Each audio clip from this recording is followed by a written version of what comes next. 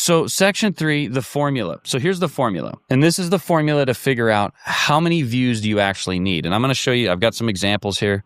So it's not going to just, I got you. All right. So first off, paid members. So how many paid members do you need? Well, paid members, how many paid members you need that's the revenue goal divided by the price. I have an example here. If you don't want to, if this is kind of confusing, I got an example. But paid members equals revenue goal, your revenue goal, what you want to make divided by the price that you're charging for your paid thing. Free members is paid members divided by your free to paid rate, which is what we gave up here, okay? The free to paid rate is 2 to 10%. And then how many views do you actually need in your content? So what I mean by that is how many flipping videos do you have to post and how many views do these videos have to get on average for you to get the leads, for you to get the sales? Because this can all be worked backwards, okay? It really, truly can.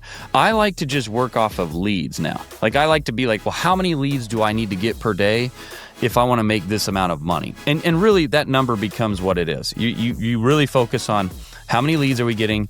What's the free member sign up? Because that can be directly related to how many people in any given time period. If you calculate numbers, a ratio appears. Okay, there is some form of start, go, and diminishing returns. This just happens.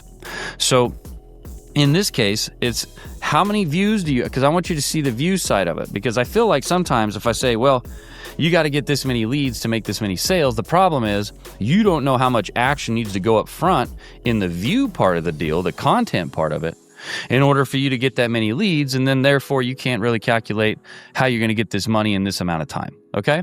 And time is always part of this equation. It just, you don't just plant the tree and pick the apple. There's this thing in the between that happens called time and growth and things that just have to happen.